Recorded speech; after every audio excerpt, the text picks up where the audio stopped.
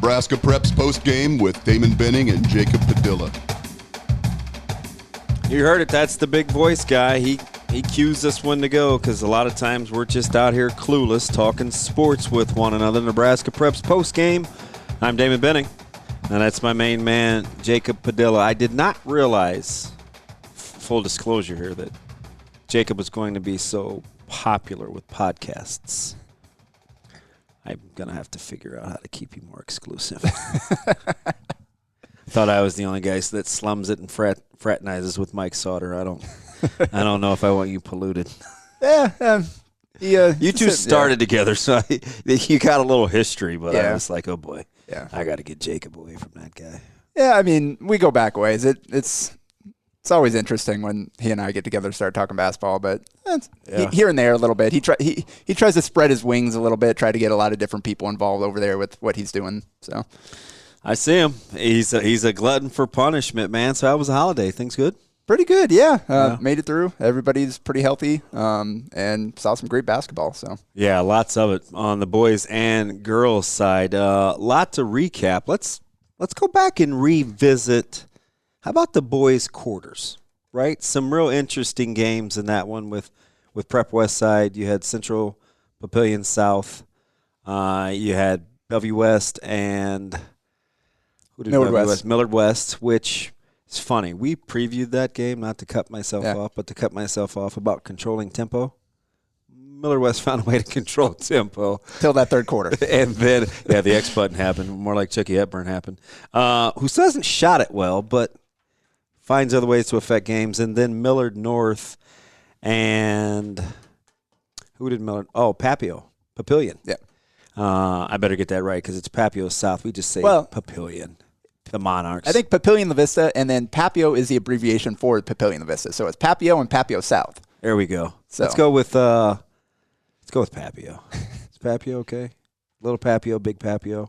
Familiar with those rivers? Yeah. As we keep it light around here, we'll start with let's go Bell West, Millard West, because that one was a little interesting for some if you don't closely follow the Metro, at least at the half. Yeah, and tie game, 24-all at halftime, and that Low score, scoring. That's exactly. I mean, how many times has Bellevue West put up 24 or more in a quarter? So 24 at halftime. That's right where Millard West wanted it. I decided to stay home and just kind of follow all the streams as best I could instead of weather was not very cooperative. So followed all those on there, and so halftime I checked on the score. Then I went over and watched the end of one of the other games, and then I came back and saw like the score at the end, third quarter. I was like, what the heck happened here? Because it suddenly went from tight neck and neck to Bellevue West is in complete control of this thing. Yeah, you know what's interesting about Bellevue West, and we'll get to this in a little bit as we continue to talk about it as the tournament progresses and we get to the final that happened on Saturday night. I think Bellevue West is going to have to figure out how they want to play and who they want to play through. The easy answer is say, listen, Chucky Hepburn, he's our point guard. This is what we do. He's kind of the maestro. And I understand it. But as we'll get to in the finals, the shot selection down the stretch, I felt like got away from Bellevue West. So I kind of – so you keep that thought. I want to get to that in a little bit. So they turn out. They have the big third quarter, double the score in essence. Now their offensive output and find a way to handle Millard West in a sloppy, not what I would call a very quality played basketball game. Yeah. Central and Papillion La Vista South kind of slug their way through an overtime game, which took 6 unanswered down the stretch to even get it there. But I think familiarity, they had just played. You're coming off a break.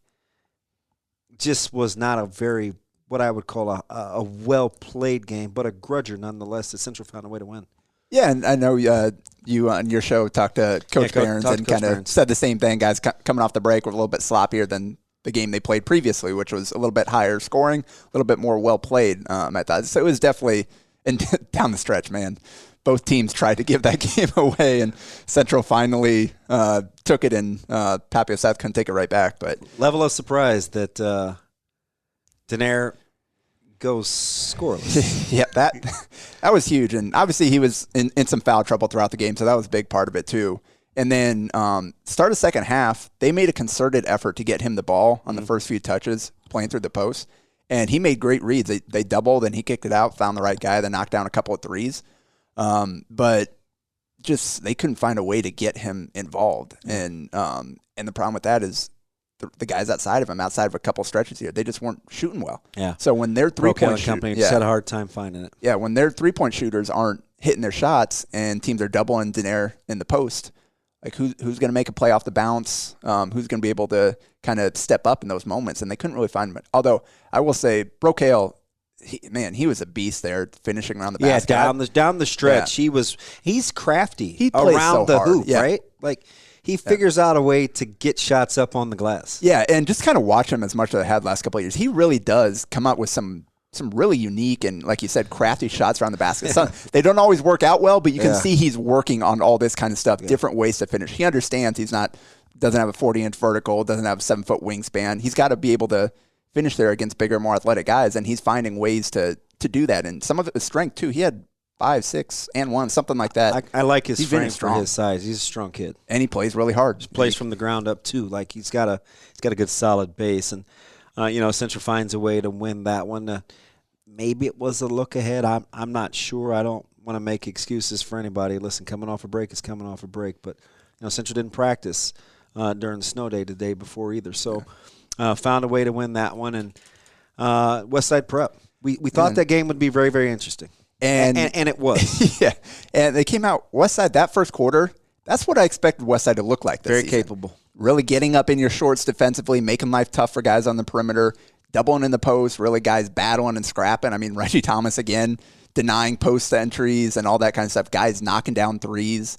And what was it, like 20 to... It's 28-26, I believe, at the half, and 20 to 3 at the end of one. Maybe 20 to 6. 26, yeah. So, like, that's kind of what I expected Westside to look like. And then Prep, after taking that punch in the mouth early on, kind of staggered for a moment, but they kind of settled in from there, and that experience, I think, kind of won out as the game went on. Yeah, they have some options, right? We talked about their versatility on offense, and Buckley's not going to shoot like that all the time, right? I felt like he had some good looks at the basket against Westside, and he just didn't knock him down, and you're going to have those kinds of days. But after a couple key timeouts, I felt like Coach Ludke did a good job moving the chess pieces, right? And he made a concerted effort to get the ball in the post. They played through Rollins, and when they didn't play through Rollins cleaned it up on the glass. Yep. Second and fourth quarters, I thought AJ was the best player on the floor. He just absolutely dominated. And that's what, against a team like Westside, that's what you have to be able to do. That's what those guys with Jungers, and Jungers had some good stretches as well. And Rollins, that's what they have to be able to do for Prep. You've got to be able to assert your size and your advantage there and take advantage of that. And AJ did it, like you said, both in the post and going and getting the boards, double-double, 16 and 15. Just an absolute monster in that game. Let me ask you something real quick while I've got you warm. Speaking of Jungers and Rollins, and I'm going to throw Will Kyle into that mix as well. When you look at three highly skilled bigs, they're all a little different. Probably the least talented offensively would be A.J. Rollins, but he very well may be the best athlete. So what he does, he knows who he is. So given all that, they're kind of share the same temperament, right? It's almost like we have to get in where we fit in unless our coaches are maybe scheming or they just don't have the go, listen, I'm going to go out and take over. Of those three, whose upside do you like the most? I'll have to probably go with Jungers there just based on the combination. Highly skilled. Yeah, he's a little bit taller. Younger. Yeah, he's younger. He's a little bit taller, and he's got that ability to step out and shoot that shot. I think it was in that West Side, or it was in the Central game, I think. Yeah, the semis. Yeah, the little off the dribble kind of fadeaway jump shot, middle of the lane, like that kind of thing. Hadn't really seen him. He's very capable. We've seen flashes. You're not going to go get that shot. He can get that off anytime he wants to. And he hit another mid-range, I think it was fourth quarter, either against Westside, too. A little baseline dribble and pull-up jumper. That was a tough pull-up. That was a little bit of a momentum killer, too, right? Where you think, okay, Here comes Westside again with another run, and they just couldn't close. That was a big-time shot. That was a big-time shot. And then there's Kyle, who – latest bloomer of the bunch, but, man, is he coming on strong. Tell you what, he's got a lot of versatility to his game, too. He's almost – being at the mercy of isn't the right term because he's not at the mercy of playing with other good players. Yeah. It's a good thing, right? But he's not going to get a lot of set plays. You're not going to get a lot of set pieces ran for him. Yeah. He's got to kind of clean up and get in where he fits in. He's a guy that I think is very, very capable of exploding onto somebody's scene in a different setting. Well, and the thing with him, too, is it's the defensive end, I think, is where he can really make a difference and be unique. And I was talking with the coach that was there watching, too, and the thing that stood out to him was the way that he switched on the guards with no fear whatsoever, sat down, stayed with them, made life difficult. You couldn't really take advantage of him when you got those switches. And that's huge, especially in the modern game. If you can guard perimeter players as a big man and survive on switches, that's a good way to get yourself recruited and get yourself into a playing rotation at the next level. Yeah, I've seen him play for a long time since he was way young. And, he used to play like a guard, right? His dad, his family, he's a long guy. You knew he was going to eventually grow, but he's got the short area burst and the quickness in him because he's played smaller before.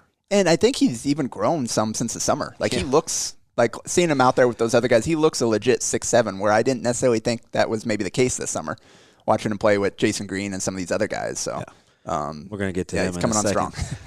As the other one that we haven't mentioned yet was Millard North. In a little bit of a dogfight with the Monarchs. Kind of followed a similar script to the last one, where Papio played really hard. They made some good decisions. They shot the ball pretty darn well early on, and then down the stretch in the fourth quarter, Millard North's kind of length and athleticism and size and was just too much, and they're able to pull away there. But again, another strong showing by Papillion and the Vista team, who had the toughest schedule of anybody in the state to this point. Better team than their schedule indicates. I don't think there's any question about that. That's a good basketball team. Yeah, 2 games against Millard North, 1 against Bellevue West, 1 against Prep already. That's tough. And here's the thing: they'll guard you. I'm a little surprised, and maybe I shouldn't be.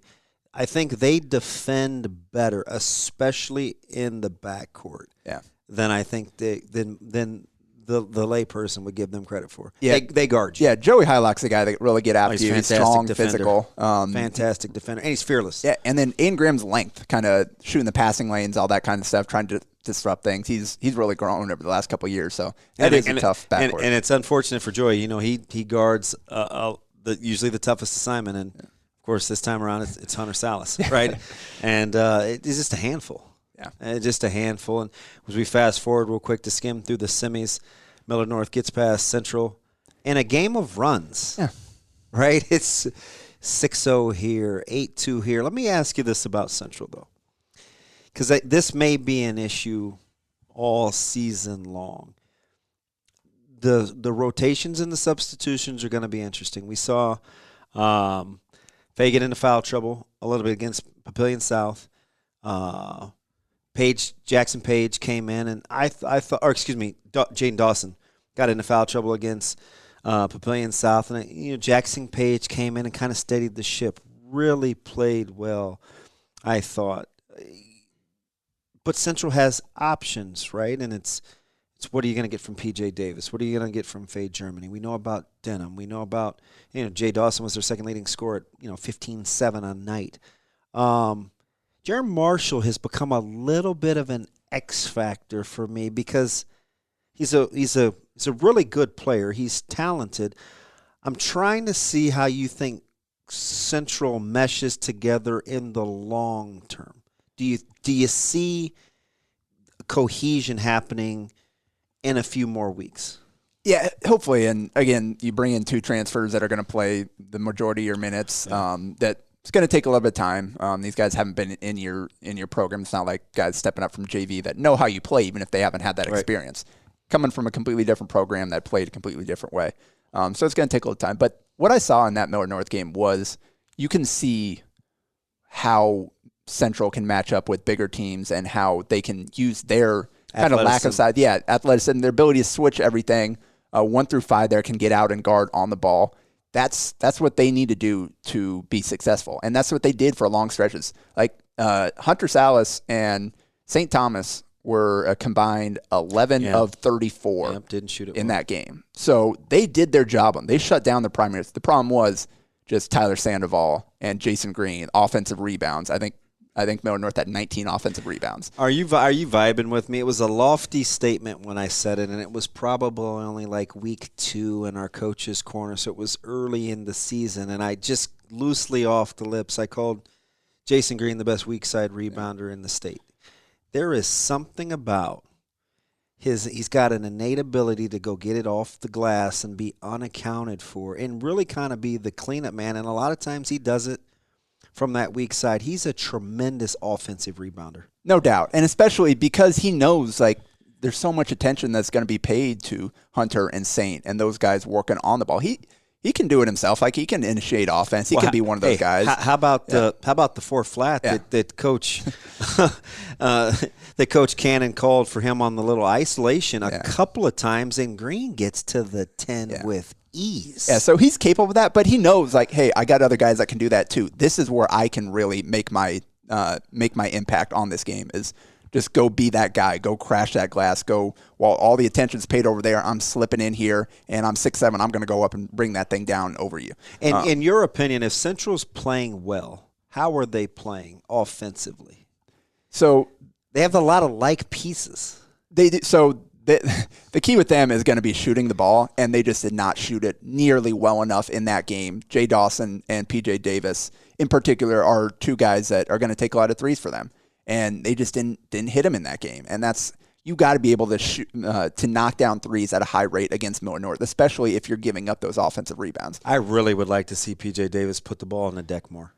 Yeah, he's kind of boxed himself into, a 3-point shooter, but he's got good length. He can handle it. I'd like to see him get some easy ones at the basket. And he's finishing the ball really well this season. He does a great job of using his length and using his frame to kind of create those opportunities.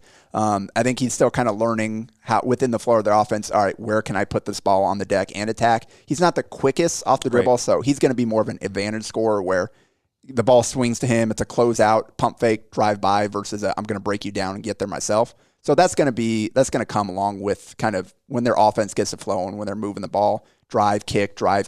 That's kind of where his opportunities are going to come there, I think.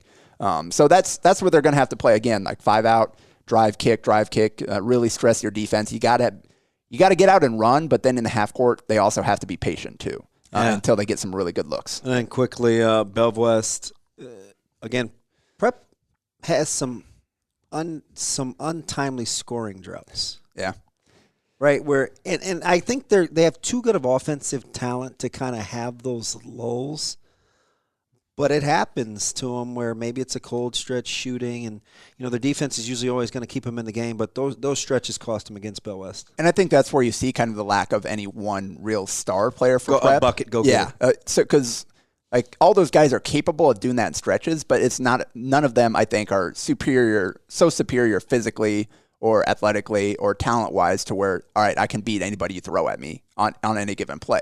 They've got guys that can really get going and stretch, and we saw that in the second half with their backcourt taking over.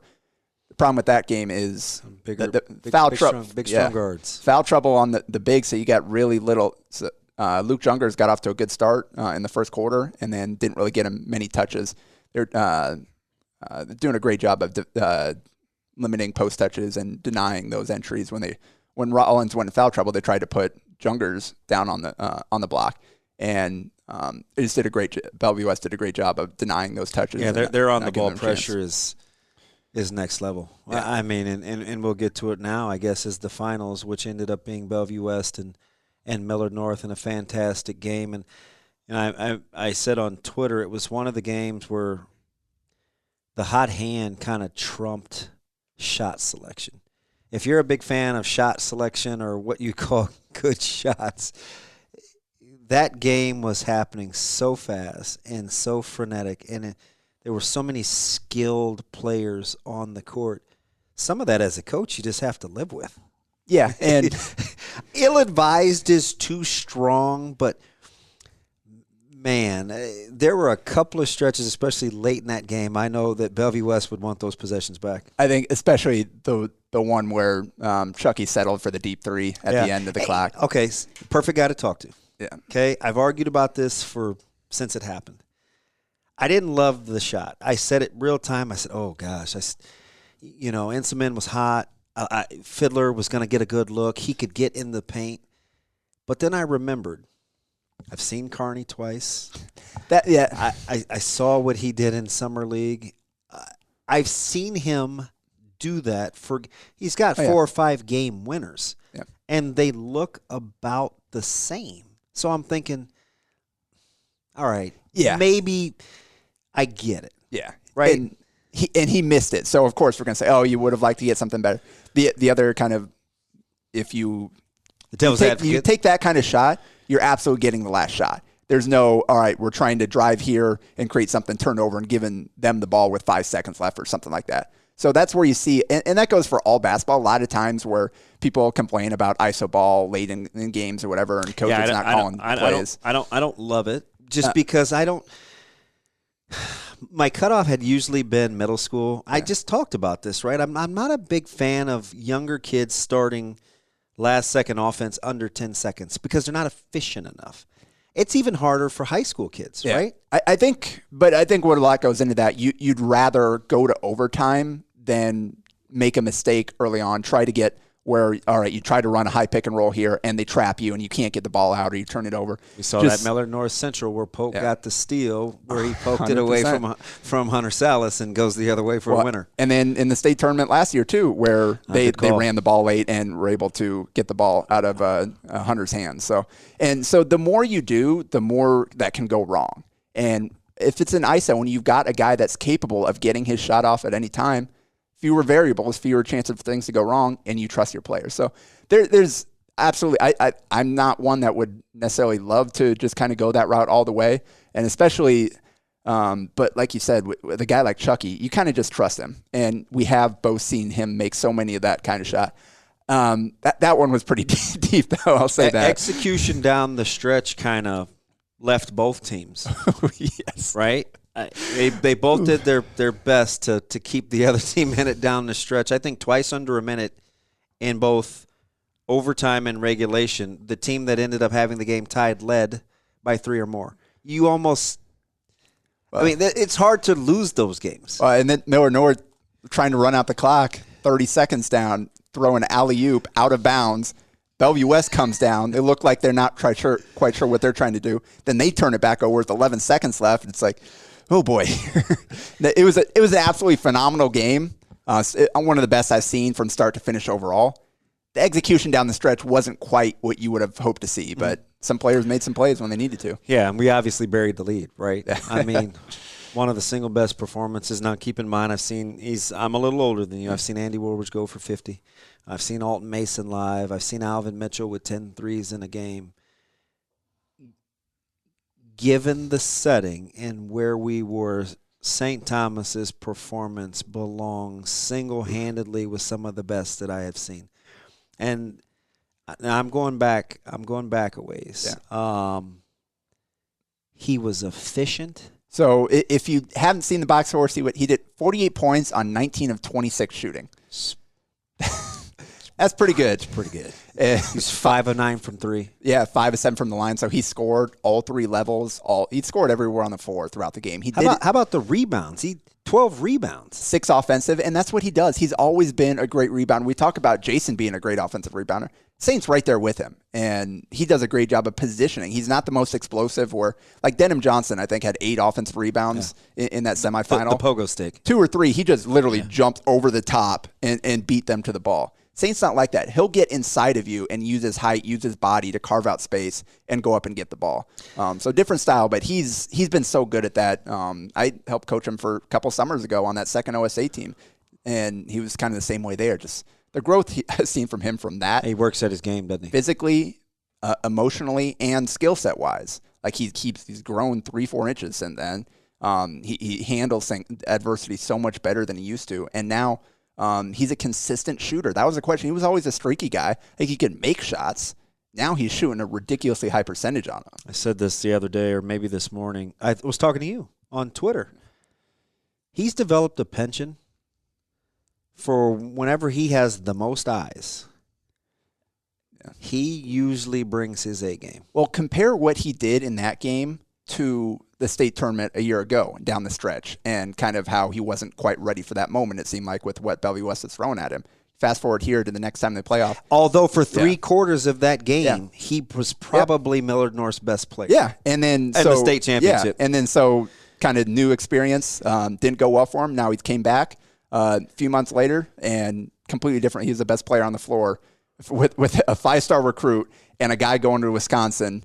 He was the best player on the floor from start to finish. I just couldn't believe his efficiency. Yeah, and he's just one of those guys. I feel like I always have to defend him. It's just kind of like, because he's not this and he's not that, and the floor is too close to this. Listen, I get all that. Yeah. I just know that the bravado and the brashness and the confidence and the willing to fail is why you saw what you saw the other night. I always tell people, being tough is just being willing to get beat up sometimes. He's willing to miss and take the big shot. And it's the 30-footer that he hit in OT. He shot it and his feet had hit the floor this morning, and it was what he was supposed to do. Well, and even Hunter had a huge putback on a 3 he missed. It's a great offensive rebound, too, by the way. And that was a ridiculously tough shot, kind of leaning deep, falling away. That thing circled that was halfway down and popped back out. And he almost hit that one, too. And Hunter was right there to put it back in. But, even that, you could see a couple of his misses were just barely missed, and they were right there on some tough shots. Yeah, I always, people, in a game like that, it's always quick to compare the 5-star and who's this and who was that and so inevitably Hunter is probably he gets the toughest criticism because he has the highest expectations. Expectations. And I always tell people, I said, if I had one, you can talk about ball handling, you can talk about whatever. If I had one thing that I would tell Hunter is, hey, at any point in the game, you can get fouled and go to the foul line. 0 free throw attempts for Hunter and Chucky in that game. Unbelievable. It's unbelievable. Where you just got to find a way to get downhill. Now, help side defense is help side defense, and guys putting a foot in the paint is fine.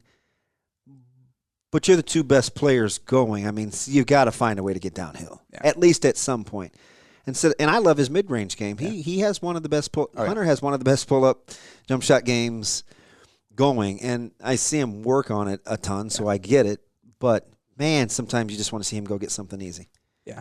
And recognizing when those opportunities are there, because there are times where he ends up with a lot of shot attempts, and he ends up with some tough shots where he does put his head down and goes, but it's not there. Just kind of reading the defense a little bit better and recognizing, all right, this is my time versus, all right, I'll take the pull up here.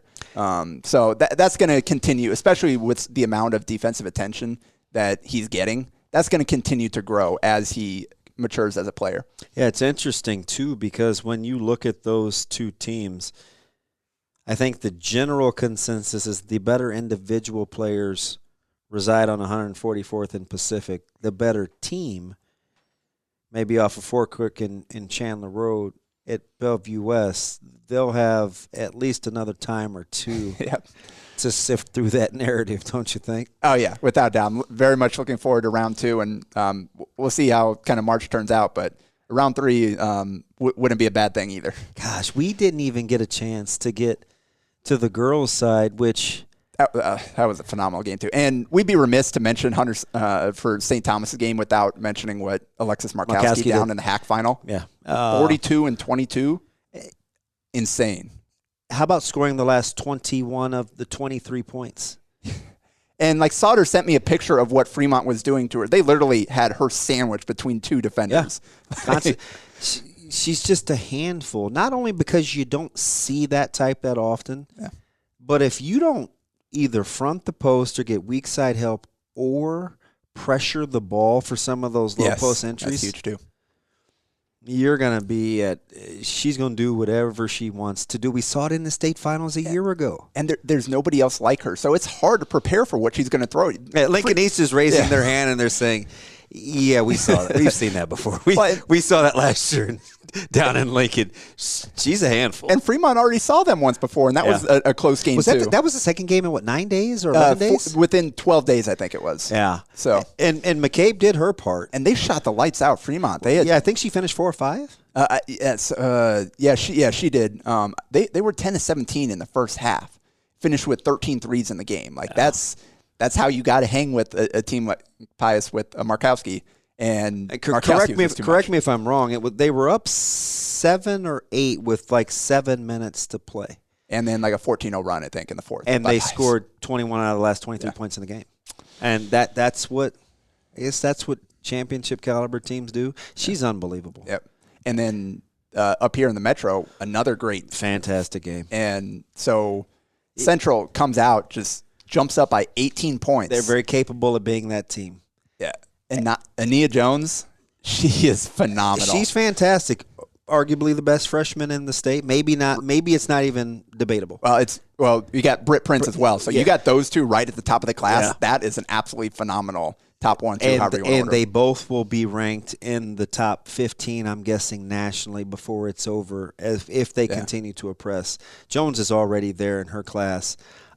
She's a better ball handler than 90% of the high school basketball players that I see on either side, boys and girls. You don't have to be afraid to say it. Yeah. She's been like that since... Well, and she played with the boys. I saw her playing with T&E boys teams. Yeah, she played. Yeah, I've seen her kill those guys for 4 years before going into her middle school year.